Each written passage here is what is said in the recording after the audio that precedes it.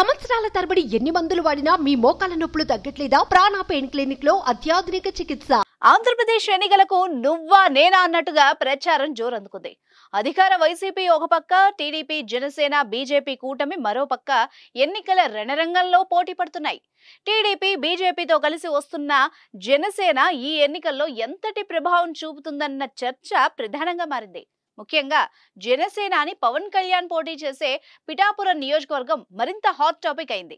పవన్ గెలుపు కోసం ఎంతో మంది అభిమానులు, కార్యకర్తలు ఆతృతగా ఎదురుచూస్తున్నారు. 10 ఏళ్లుగా రాజకీయాలకు దూరంగా ఉన్న మెగాస్టార్ చిరంజీవి కూడా ప్రజాక్షేత్రంలోకి అడుగు పెడుతున్నారు. పవన్ ను గెలిపించాలని పిఠాపురం ప్రజల్ని మెగాస్టార్ కోరనున్నారు. పిఠాపురం ప్రజలకు చిరంజీవి అంటే ఎంతో అభిమానం. ఎందుకంటే 2009లో చిరంజీవి పార్టీ ప్రజారాజ్యం గెలిచిన నియోజకవర్గాల్లో పిఠాపురం కూడా ఒకటి. ఆనాడే చిరంజీవి పార్టీని పిఠాపురం ప్రజలు గెలిపించారు. మరో ట్విస్ట్ ఏంటంటే ఆనాడు పిఠాపురంలో చిరంజీవి ప్రజారాజ్యం అభ్యర్థిగా ఎన్నికల బరిలో దిగింది వంగా గీతానే. అవును, ఆనాడు ఆమె ప్రజారాజ్యంలో చేరి ఎమ్మెల్యేగా గెలిచారు. తర్వాత కాంగ్రెస్, ఆ తర్వాత వైసీపీలో చేరి ఎంపీగా గెలిచి నేడు ఎమ్మెల్యేగా పోటీ చేస్తున్నారు. ఈ రకంగా పిఠాపురం వాసులు ఏనాడో చిరంజీవిని గెలిపించేశారు. ఈనాడు తమ అభిమాన నాయకుడు వచ్చి ప్రచారం చేస్తే గెలిపించరా?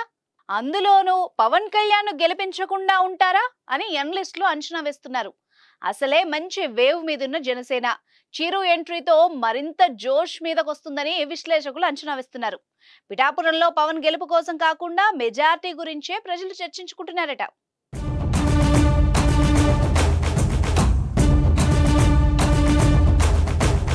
సుమన్ టీవీలో మీ పర్సనల్ అండ్ బిజినెస్ ప్రమోషన్స్ కోసం కింది నెంబర్కి కాంటాక్ట్ చేయండి.